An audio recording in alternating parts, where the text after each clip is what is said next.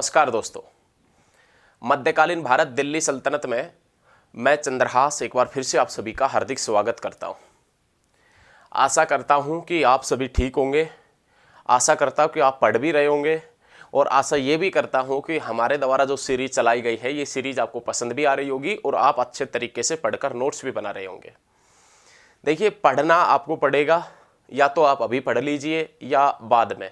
पढ़ना आपको ही है, कोई नहीं पढ़ेगा। सिलेक्शन यदि आपको पाना है तो पढ़ना पड़ेगा, संभवतः पढ़ना पड़ेगा। और यदि आप अभी पढ़ लेंगे तो वक्त रहते आप सुधर जाइए, वक्त रहते आप पढ़ लीजिए। ये सभी के लिए लागू है। वक्त रहते जो पढ़ लेता है ना उसको आगे सफलता अवश्य मिलती है। और हमारा एक बहुत अच्छा सा वाक्य है, हमारी एक बहुत अच्छी सी लाइन है, आपने पहले भी सुनी होगी कि जो पढ़ेगा वो नौकरी लग जाएगा, कोई दिक्कत वाली बात नहीं है। यदि जो मेहनत करता है तो सफलता उसके कदम चूमेगी, और यदि कोई मेहनत नहीं करता है तो उसको सफलता के कदम चूमने पड़ेंगे। यदि आप पढ़ते हैं, सफल बन गए तो सफलता आपके कदम चूमेगी, और यदि नहीं पढ़े ना तो सफलता के कदम आपको चूमने पड़ेंगे। ये हम पूरे आश्वासन के साथ कहते हैं। यदि आप पढ़ते हैं, आप रेगुलर पढ़ते हैं, तो अभी एसएससी के तहत और जो आरआरबी के तहत जो वैकेंसियां हैं, रेलवे रिक्रूटमेंट बोर्ड और ये जो एसएससी स्टाफ सिलेक्शन कमीशन है, इसके तहत जो भी वैकेंसी आने वाली है, मान लीजिए एक नॉर्मल वैकेंसी जिसके अंदर हम डीपी कांस्टेबल की बात करते हैं, डीपी कांस्टेबल में आपका सिलेक्शन हो जाएगा यदि पढ़ते हैं तो। और आरआरबी के भी पेपर है दिसंबर से। यदि आप बहुत अच्छे तरीके से तैयारी करते हैं तो उनके अंदर सिलेक्शन हो जाएगा आपका। ये हम आपके ऊपर विश्वास जताकर कह रहे हैं। यदि आप पढ़ेंगे तो आपको सिलेक्शन से कोई नहीं रोक सकता। तो आप एक बार थोड़ा सा अपने दिल के अंदर अपनी अंतरात्मा की आवाज़ सुने। हमें पढ़ना चाहिए, हमें अपने माँ बाप के लिए, अपने घर वालों के लिए, अपने मतलब सगे संबंधियों के लिए पढ़ना चाहिए। आपके माँ बाप है, आपके माता पिता है जो बहुत अच्छे तरीके से ये चाहते हैं कि हमारा लड़का है या लड़की है जो भी है वो नौकरी लगे, क्योंकि उनको दुख होता है जब पड़ोसी लगते हैं या कोई और लगता है तो उनको दुख होता है। तो आप भी उनके एक बार सपनों को साकार कर दे। उसके बाद में जो भी आपके मन में आए, कोई बिजनेस करने का या किसी और प्रकार का कुछ भी काम करने का, स्टडी वगैरह से संबंधित, पढ़ाई वगैरह से संबंधित, तो ये सब बाद में कर सकते हैं। एक बार एक जो प्राप्त कर ले उसके बाद में जो भी आपके दिल करे वो कर लेना। चलिए, आप 2 मिनट हो गए हैं, 2 मिनट तक आपका टाइम वेस्ट कर दिया, आगे आपका टाइम वेस्ट अब नहीं करेंगे। और आशा करते यदि हमारे द्वारा जो ये बात बताई गई है ना, यदि ये बात एक भी स्टूडेंट के समझ में बैठ गई, एक भी स्टूडेंट के माइंड में ये बात आ गई ना, तो हमारे द्वारा जो बात बताई गई है वो सफल है, हमारी बात सफल हो गई एक तरीके से। तो आप पढ़ें, बस पढ़ना पढ़ना पढ़ना, बस यही करना आपने। बाकी आप हमारे ऊपर छोड़ दीजिए, आपको किस प्रकार से हम किस मतलब एक टाइम टेबल के अकॉर्डिंग चलेंगे। हमने दिल्ली पुलिस का जो पीछे दिल्ली पुलिस का जो टाइम पीरियड है, एक नीति हमने बनाई है, दिल्ली पुलिस पेपर तक वो नीति हमारी काम करेगी। तो दिल्ली पुलिस की जो शिक्षा नीति है, किस प्रकार से आपने क्या पढ़ना है, तो वो आप हमारी वीडियो देखिएगा, उसके अंदर आपको बहुत कुछ समझने को मिलेगा। उसके बाद हमारा दूसरा भी प्लान आएगा, दूसरे प्लान के अंतर्गत बताएंगे अब आपको क्या पढ़ना है। उसके बाद थर्ड प्लान आएगा, मतलब दिल्ली पुलिस का जब तक पेपर आएगा उस समय तक आपको अच्छे तरीके से सवार देंगे। हमारा मकसद बस मुख्य रूप से यही है। तो कोई बात नहीं, आप यदि पढ़ते हैं तो आरआरबी में या एसएससी के अंदर अब की बार आपका सिलेक्शन हो जाएगा। चलिए शुरुआत करते हैं। देखिए, हम बात कर रहे थे किसकी? दिल्ली सल्तनत की। दिल्ली सल्तनत के पॉइंट की बात कर रहे थे, और दिल्ली सल्तनत के अंतर्गत हम मुख्य जो राजवंश है, दिल्ली सल्तनत के ऊपर कितने राजवंशों ने शासन किया था, तो हमने आपसे बताया था 5 राजवंशों ने शासन किया था, जिसमें हमने 2 राजवंश पढ़ लिए हैं, जिसमें नाम आता है गुलाम वंश और खिलजी वंश। इन सभी के शासकों के बारे में भी अच्छे तरीके से हमने अध्ययन किया था। और आज जो हम शुरुआत करेंगे वो कौन से वंश की शुरुआत करेंगे? तुगलक वंश की। कौन से वंश की शुरुआत करेंगे? तुगलक वंश। सबसे पहला क्वेश्चन कि तुगलक वंश का जो टाइम पीरियड रहा है वो कब से कब तक रहा है, तो आपने याद रखना है 1320 से लेकर 1414। ये तुगलक वंश का टाइम पीरियड है। 1320 से 1414 तक तुगलक वंश का टाइम पीरियड रहा है, बहुत अच्छे तरीके से याद रखना है। उसके बाद में यहाँ से क्या क्वेश्चन निकलेगा वो क्वेश्चन देखें। देखिए, सभी क्वेश्चन हम क्लियर करते चलेंगे, कोई किसी प्रकार का आपको डाउट नहीं होगा। क्वेश्चन पहला यही निकलेगा कि दिल्ली सल्तनत के ऊपर सर्वाधिक समय तक, दिल्ली सल्तनत के ऊपर सबसे ज्यादा समय तक कौन से वंश ने शासन किया था? तुगलक वंश ने। कौन से वंश ने शासन किया था? तुगलक वंश ने। सेकंड क्वेश्चन यहां से ये निकलेगा, दिल्ली सल्तनत के ऊपर सबसे ज्यादा समय तक कौन से राजवंश के शासकों ने शासन किया था, कौन से वंश के शासकों ने शासन किया था, तो आप शासन किया था, तो आप क्या बताएंगे, तुगलक वंश। और तुगलक वंश का जो टाइम पीरियड है वो 1320 से लेकर कब तक रहा है, तो आपने याद रखना है 1414 तक इसका टाइम पीरियड रहा है। उसके बाद में नेक्स्ट पॉइंट देखें, तुगलक वंश जो दिल्ली सल्तनत के अंदर जो तुर्की शासक थे, तुर्क शासक हुआ करते थे, कौन, तुर्क शासक, उन तुर्क शासकों के अंतर्गत या उन तुर्क वंश के अंतर्गत या तुर्की वंशों के अंतर्गत जो अंतिम तुर्क वंश था वो कौन सा हुआ करता था, तो याद रखिएगा तुगलक वंश हुआ करता था। दिल्ली सल्तनत के अंतर्गत अंतिम तुर्क वंश कौन सा हुआ करता था, तो आपने याद रखना है तुगलक वंश। तुगलक वंश के संस्थापक के पॉइंट की बात करें तो तुगलक वंश का जो संस्थापक था वो गयासुद्दीन तुगलक था। कौन हुआ करता था, गयासुद्दीन तुगलक। और अंतिम शासक के पॉइंट की बात करें तो नासिरुद्दीन महमूद। कौन हुआ करता था, नासिरुद्दीन महमूद। ये दिल्ली सल्तनत का तुगलक वंश का अंतिम शासक हुआ करता था। दिल्ली सल्तनत का तो अंतिम शासक इब्राहिम लोदी है, वो पानीपत के पहली लड़ाई में मारा गया था, वो दिल्ली सल्तनत का अंतिम शासक था। लेकिन तुगलक वंश का अंतिम शासक नासिरुद्दीन महमूद और तुगलक वंश का जो फर्स्ट शासक था वो कौन सा, गयासुद्दीन तुगलक। अब आपको पता ही है, हम बात करेंगे किसके बारे में, तो तुगलक वंश का जो प्रथम शासक है उसके बारे में जानेंगे। इसने क्या क्या कार्य किए थे, किस लिए प्रसिद्ध था, क्यों इसको जाना जाता है, क्यों हिस्ट्री में इसका नाम आता है, इन सभी का जिक्र करेंगे। चलिए, तुगलक वंश का जो प्रथम शासक हुआ करता था उसका नाम क्या था, गयासुद्दीन तुगलक। ये हेडिंग आप अपनी पुस्तक के अंदर डाल लीजिए, बहुत अच्छे तरीके से पढ़ेंगे। तुगलक वंश का टाइम पीरियड रहा है 1320 से लेकर 1414। तो कहने का मतलब यह हुआ कि जो गयासुद्दीन तुगलक शासक बना था उसका टाइम पीरियड कब से शुरू हो गया था, 1320 से। भाई ऐसा ही है ना, जो तुगलक वंश का प्रथम शासक बना था गयासुद्दीन, उसका टाइम पीरियड कब से शुरू हो गया, 1320 से।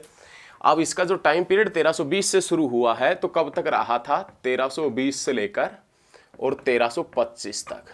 1320 से 1325 तक इसने कार्य किया था। 1325 ये नहीं दिख रहा होगा, इसको नीचे लिख देते हैं। 1320 से लेकर कब तक रहा था, 1325 तक ये क्या रहा था, शासक रहा था, सुल्तान रहा था दिल्ली का। गयासुद्दीन तुगलक है, ये तुगलक वंश का संस्थापक था, याद रखिएगा।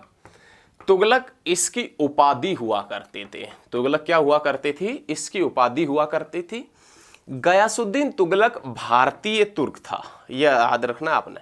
गयासुद्दीन तुगलक ये भारतीय तुर्क हुआ करता था। ये कैसे भारतीय तुर्क का, इसका मतलब आप क्या समझ रहे हैं, इसका जन्म भारत में हुआ था। इसका जन्म कहां पर हुआ था, भारत के अंदर हुआ था। ये आपने याद रखना किसका, गयासुद्दीन का। और इसी कारण ये भारतीय तुर्क था। कौन, गयासुद्दीन तुगलक, जो संस्थापक हुआ करता था तुगलक वंश का। और तुगलक इसकी क्या हुआ करती थी, उपाधि हुआ करती थी। नेक्स्ट पॉइंट, इसने काफी बार मंगोलों को पराजित करने के पश्चात, कोई बात नहीं वो भी बताएंगे, इसने मंगोलों को पराजित करने के पश्चात मलिक उल गाजी की उपाधि धारण की थी। इसने मंगोलों को पराजित करने के पश्चात मलिक उल गाजी की उपाधि धारण की थी। अब मंगोल जो आक्रमणकारी थे, जो भयंकर आक्रमणकारी हुआ करते थे, ऐसा नहीं है कि इसने एक या दो या तीन बार मंगोलों के आक्रमण को पराजित किया था, मंगोलों के आक्रमण को विफल किया था, ऐसा नहीं है। मंगोलों को पराजित करने के पश्चात में गयासुद्दीन तुगलक ने मलिक उल गाजी की उपाधि धारण की। ऐसा नहीं है कि इसने एक दो तीन चार पांच बार, ये बस इतनी बार आक्रमण पराजित कर दिए, मंगोल पराजित कर दिए, विफल कर दिए और मलिक उल गाजी की नहीं उपाधि धारण कर ली, ऐसा नहीं था। इसने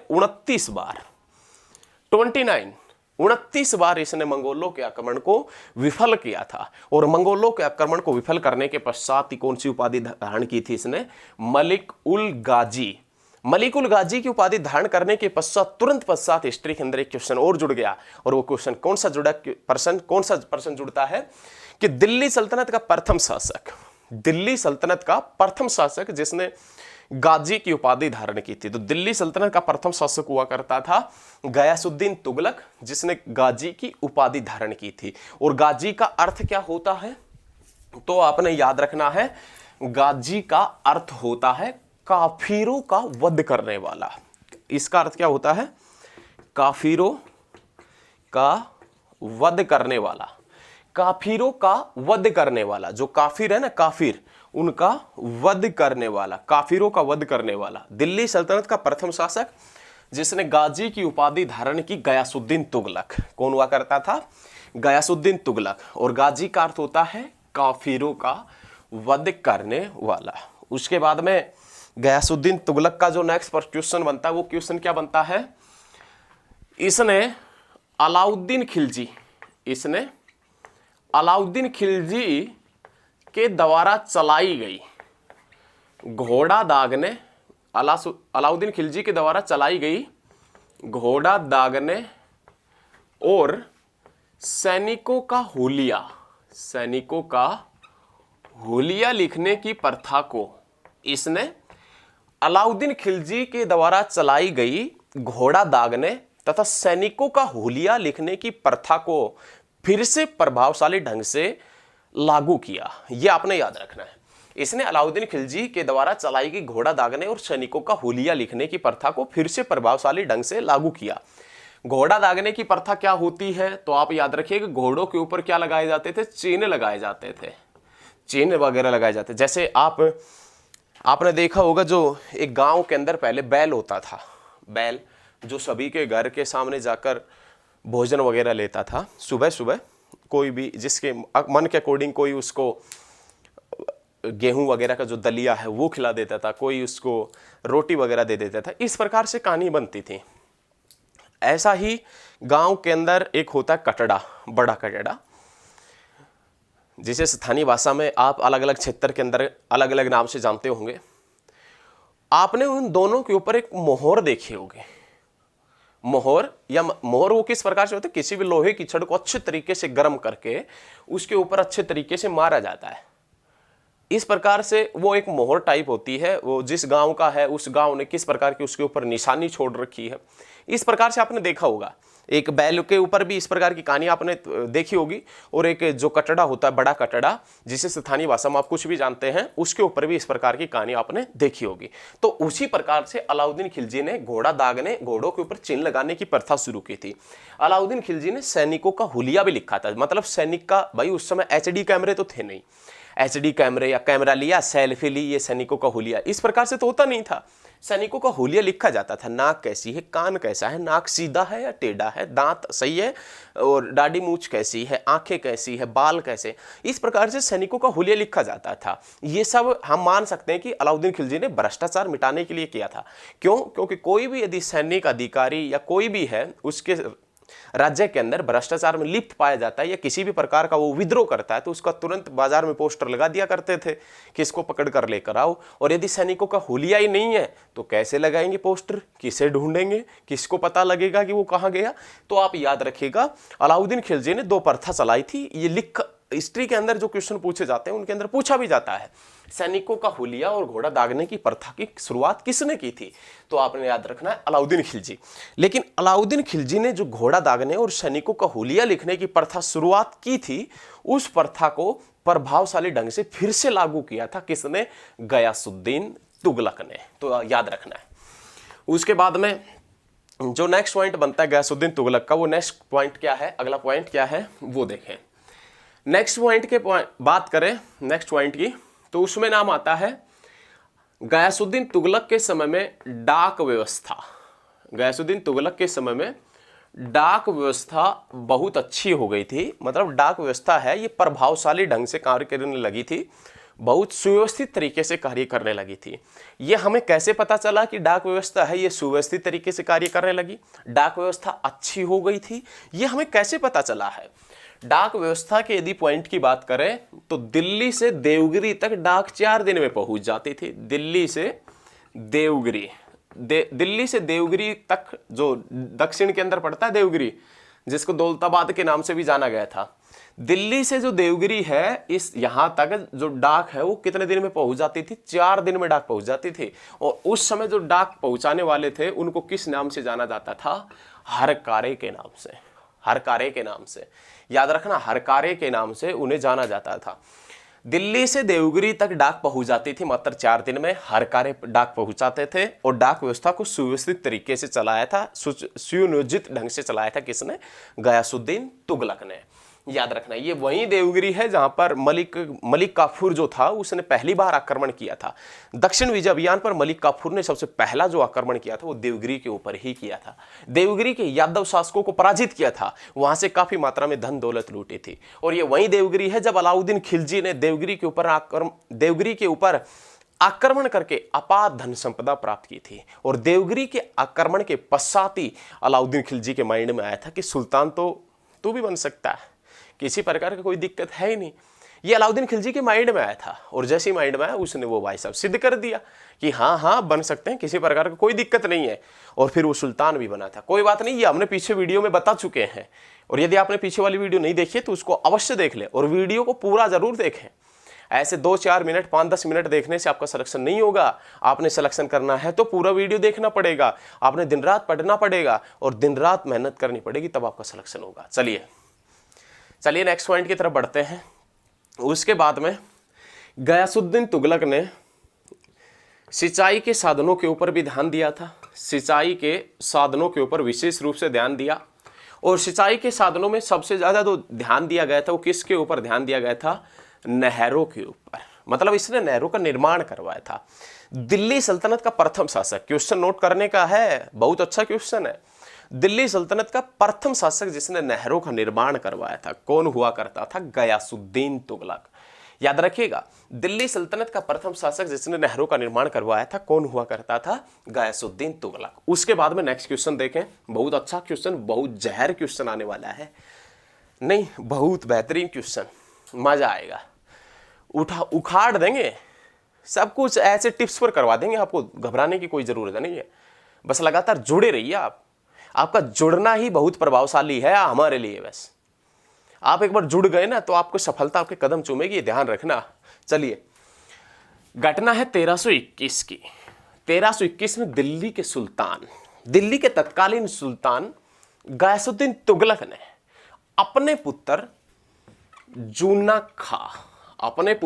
जूना खा या उलुंग खा या मोहम्मद बिन तुगलक, मोहम्मद बिन दिख रहा है ना वैसे, मोहम्मद बिन तुगलक, ये देखें 1321 में तत्कालीन दिल्ली सल्तनत के प्रमुख, दिल्ली सल्तनत के स्वामी गयासुद्दीन तुगलक ने जूना खा, उलुंग खा या मोहम्मद बिन तुगलक, ये तीनों एक ही व्यक्ति के नाम है भाई, अलग अलग मत समझ लेना।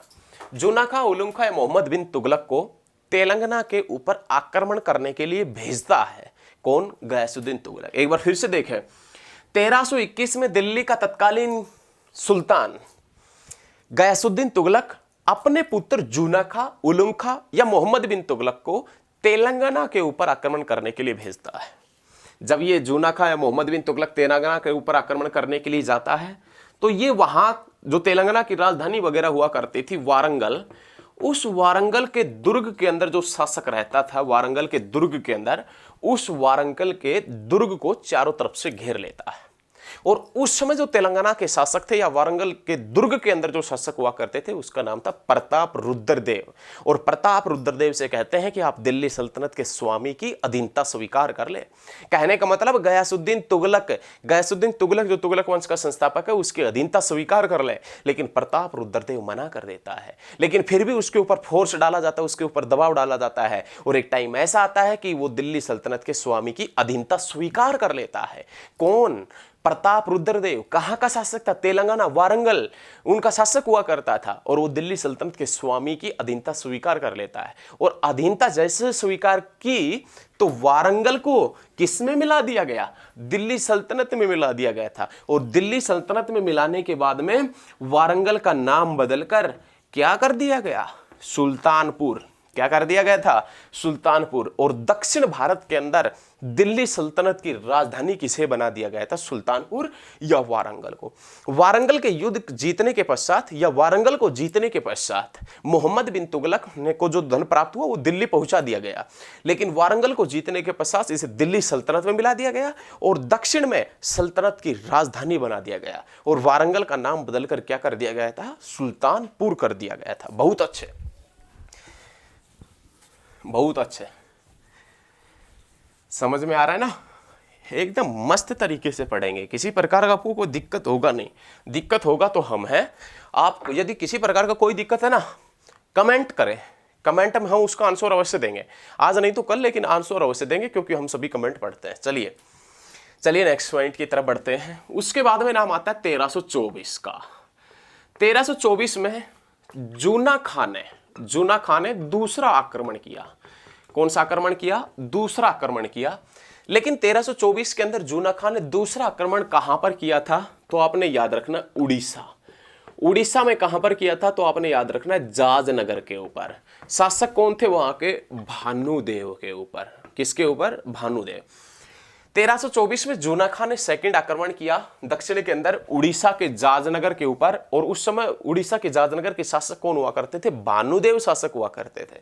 अब भानुदेव के ऊपर 1324 में क्यों आक्रमण किया था? क्योंकि जब 1321 के अंदर तेलंगाना के ऊपर जब आक्रमण किया गया था, प्रताप रुद्रदेव के ऊपर जब आक्रमण किया गया था, तो प्रताप रुद्रदेव की जो मदद की थी भानुदेव ने, तो जूना खान ने सोचे कि कोई बात नहीं, इसका भी इलाज करेंगे। तो वापिस लौटते समय, दिल्ली वापिस लौटते समय 1324 के अंदर जूना खान ने दूसरा आक्रमण किया था, दूसरा उड़ीसा के जाजनगर के ऊपर। और उड़ीसा के जाजनगर से जो धन प्राप्त हुआ था, जो धन संपदा प्राप्त हुई थी, वो अपने साथ में कहां पर लेकर चला गया था? दिल्ली के अंदर। कहां पर लेकर चला गया था? दिल्ली के अंदर लेकर चला गया था। लेकिन 1324 का अब उड़ीसा के जाजनगर के ऊपर, तेलंगाना के ऊपर जूना खान ने आक्रमण किया है या नहीं किया, या इतिहास में वैसे ही लिखा गया है? तो भाई साहब इसका एक अभिलेख मिला है। 1324 का एक अभिलेख मिला, और वो अभिलेख कहां से मिला है? तो आपने याद रखना है राजमुंदरी से। कहां से मिला है? राजमुंदरी। 1324 का एक अभिलेख मिला है राजमुंदरी। और राजमुंदरी कहां पर पड़ता है? आंध्र प्रदेश में। राजमुंदरी से एक अभिलेख मिला 1324 का। उसमें कहा गया है इस विजय का, कौन सी विजय का? तेलंगाना विजय का वर्णन मिलता है। और उड़ीसा के जाजनगर के ऊपर जो विजय प्राप्त की थी उसका वर्णन मिलता है। और इसी अभिलेख में 1324 के इसी अभिलेख में मोहम्मद बिन तुगलक को दुनिया का खान कहा गया है। इसी अभिलेख में क्या कहा गया है? दुनिया का खान कहा गया है। दुनिया के खान के नाम से किसे जाना जाता है? मोहम्मद बिन तुगलक। और ये कौन से अभिलेख में मिलता है? 1324 का। और 1324 का अभिलेख कहां से प्राप्त हुआ था? राजमुंदरी, आंध्र प्रदेश से अभिलेख प्राप्त हुआ था। उसके अंदर इसे दुनिया का खान कहा गया है, याद रखना है। तो ये सभी क्वेश्चन आप याद रखिएगा, सभी क्वेश्चन अच्छे तरीके से लिखते चलिएगा। और यदि आपने नहीं लिखा है तो वीडियो को बैक करके लिख लें। साथ के साथ में नहीं लिख पा रहे हैं तो वीडियो को आप बैक करके भी लिख सकते हैं, वीडियो को पीछे करके भी लिख सकते हैं। आशा करता हूं कि आप सभी को समझ में आ रहा होगा। सभी को समझ में आ रहा है ना? किसी प्रकार का कोई दिक्कत नहीं है, समझ में आना चाहिए।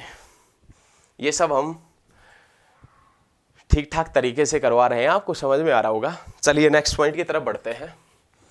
उसके बाद में नाम आता है गयासुद्दीन तुगलक और निजामुद्दीन। गयासुद्दीन तुगलक और निजामुद्दीन औलिया, जो सूफी संत हुआ करते थे, इनके ऊपर हम वर्णन करेंगे, इनके ऊपर चर्चा करेंगे। गयासुद्दीन तुगलक और निजामुद्दीन औलिया के बीच में कैसे ठन गई थी, कैसे बात बिगड़ गई थी, इसके ऊपर हम चर्चा करेंगे अभी यहीं पर। आप देखें किस प्रकार से ठन गई थी। भाई हुआ क्या, खिलजी वंश का अंतिम शासक हुआ करता था खुसरो खां। खिलजी वंश का अंतिम शासक कौन हुआ करता था? खुसरो खां। और उस खुसरो खां ने प्रसिद्ध सूफी संत निजामुद्दीन औलिया से लगभग 5 लाख रुपए दिए थे। अब रुपए क्यों दिए थे, कैसे दिए थे और किस कारण दिए थे, आप 5 सेकंड का बस वेट कीजिए।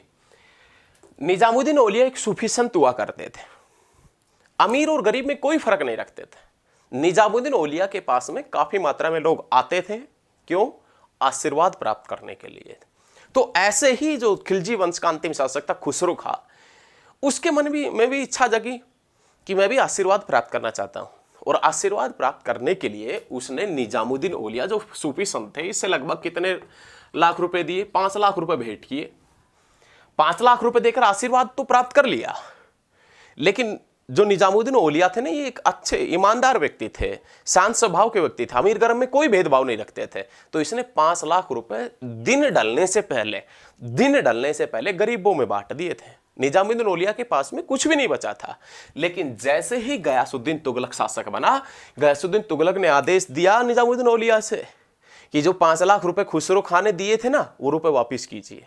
अब निजामुद्दीन औलिया ने कहा कि भैया वो रुपए तो हमने नहीं दे सकते वापिस, वो तो हमने शाम ढलने से पहले, दिन ढलने से पहले हमने गरीबों में बांट दिए थे, कहां से देंगे, हम रुपए देने में असमर्थ है। तो पहला पॉइंट तो ये बनता है कि गयासुद्दीन तुगलक और निजामुद्दीन औलिया या सूफी संत जितने भी हुआ करते थे, उनके बीच में आपस में ठन गई थी। और जब आपस में ठन जाती है ना, तो सूफी संत वगैरह या कोई भी संत हो, वो अपनी बस सरकार प्राप्त करना चाहता है। जैसे इसके गयासुद्दीन तुगलक के बीच में ठन गई थी, तो ये सोचते थे कि किसी भी प्रकार से गयासुद्दीन तुगलक दिल्ली की गद्दी से हट जाना चाहिए। वो कहानी भी हम आपको बताएंगे अभी। गयासुद्दीन तुगलक और निजामुद्दीन औलिया के बीच में रुपए को लेकर विवाद हुआ। 5 लाख रुपए नहीं दिए गए थे, इस प्रकार से विवाद हुआ था। दूसरा, जब गयासुद्दीन तुगलक है ये बंगाल अभियान के ऊपर गए हुए थे, बंगाल अभियान के ऊपर गए हुए थे, तो बंगाल अभियान के दौरान इन्हें एक सूचना मिली कि आपका जो पुत्र है जूना खा, मतलब आपका ज्येष्ठ पुत्र जूना खा, उलुग खा या मोहम्मद बिन तुगलक, ये शिष्य बन गया है। किसका? निजामुद्दीन औलिया का शिष्य बन गया। अब एक तो 5 लाख रुपए वाली चोट थी गयासुद्दीन तुगलक के माइंड में, और एक चोट और लग गई कि बंगाल अभियान के दौरान कि जूना खा है ना, वो शिष्य बन गया। किसका? निजामुद्दीन औलिया का। निजामुद्दीन औलिया से पहले नहीं बनती थी, उसके बावजूद भी शिष्य बन गया। कौन? जूना खा। अब भाई साहब बंगाल अभियान के दौरान से ही एक संदेश भिजवाता है गयासुद्दीन तुगलक दिल्ली के अंदर कि जब तक हम दिल्ली आए ना, तब तक निजामुद्दीन औलिया जी आप राजधानी छोड़ देना। जब तक हम दिल्ली आए तब तक निजामुद्दीन औलिया जी आप दिल्ली या राजधानी छोड़ देना। तब उस समय निजामुद्दीन औलिया ने कहा था, अनुज दिल्ली दूर अस्त, अनुज दिल्ली दूर अस्त, दिल्ली अभी दूर है, ये याद रखिएगा। अनुज दिल्ली दूरस्थ, दिल्ली अभी दूर है, ये किसका वाक्य है या किसने कहा था? निजामुद्दीन औलिया ने। और किसको कहा था? गयासुद्दीन तुगलक को कहा था। याद रखिएगा, गयासुद्दीन तुगलक और निजामुद्दीन औलिया जो सूफी संत थे, इनके बीच में बनती नहीं थी। और जब ये बंगाल अभियान के ऊपर थे, बंगाल अभियान के दौरान इसके पास भी संदेश जाता है कि जूना खा जो आपका पुत्र था, उसने शिष्य बन गया है। वो किसका? निजामुद्दीन औलिया का। तो उसने गुस्से में आकर कह दिया था कि मेरे राजधानी आने से पहले वो दिल्ली को छोड़ दे निजामुद्दीन औलिया। और तब निजामुद्दीन औलिया ने कहा था, अनुज दिल्ली दूरस्थ, मतलब दिल्ली अभी दूर है। और उसके बाद में 1325 के अंदर तिरहुत विजय, 1325 के अंदर तिरहुत विजय, या आप लिख सकते हैं ब्रैकेट में बंगाल विजय के पश्चात, तिरहुत विजय या बंगाल विजय के पश्चात, बंगाल विजय के पश्चात जब गयासुद्दीन तुगलक दिल्ली लौट रहा था, तो रास्ते में एक शहर पड़ता था जिसका नाम क्या था? तुगलकाबाद।